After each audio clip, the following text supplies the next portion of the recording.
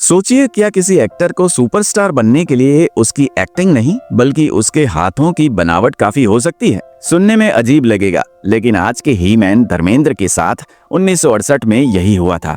चलिए जानते हैं फिल्म आंखें की वो अनकही कहानी। दोस्तों, बहुत कम लोग जानते हैं कि जब आंखें की कास्टिंग हो रही थी तब धर्मेंद्र कोई बहुत बड़े सुपरस्टार नहीं थे। दरअसल ठीक इसके 1 साल पहले यानी कि 1967 में जितेंद्र की एक फिल्म आई थी, फर्ज, जिसने हिंदी सिनेमा में जासूसी फिल्मों का ट्रेंड शुरू कर दिया था। लेकिन आंखें ने उस ट्रेंड को एक ग्रैंड लेवल पर पहुंचा दिया। इसी फिल्म के बाद बॉलीवुड में स्पेशल एजेंट यानी कि जासूसी वाले किरदारों की बाढ़ आ गई थी।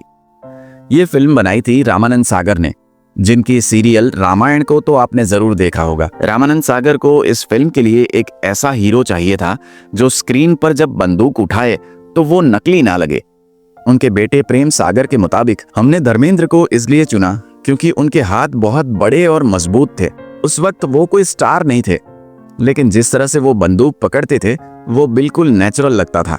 जरा सोचिए, आज के दौर में जहां ज्यादातर ध्यान लुक्स और पैकेजिंग पर दिया जाता है, वहीं उस जमाने में फिल्म मेकर्स इतनी बारीक डिटेल्स पर ध्यान देते थे एक एक्टर को सिलेक्ट करने के लिए।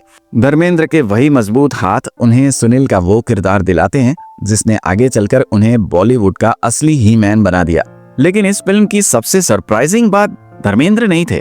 1960 के दशक में अक्सर हीरोइंस को बेचारी लड़की के रूप में दिखाया जाता था जो बस गाने गाती रहती है। लेकिन आंखें में माला सिन्हा एक जासूसी नेटवर्क की लीडर और ट्रेनर थी।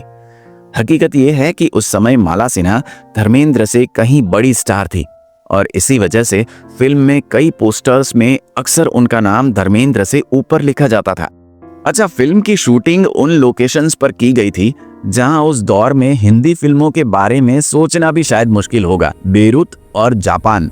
आज का बेरूत अलग है, लेकिन 1968 में इसे मिडल ईस्ट का पेरिस कहा जाता था।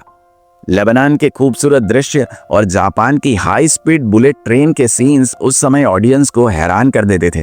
फिल्म में विलन थे जीवन, जिन्होंने डॉक्टर का रोल किया था, और कॉमेडी का तड़का लगाया था कॉमेडी के किंग महमूद साहब ने।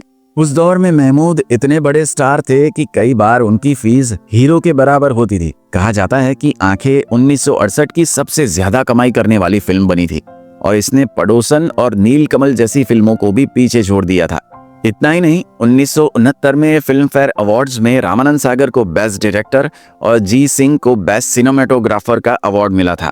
इसी सक्सेस ने रामानंद सागर को इतना पैसा कमा के दिया कि उन्होंने अपना सागर स्टूडियो बनाया, जहां सालों बाद रामायण का शूटिंग किया गया।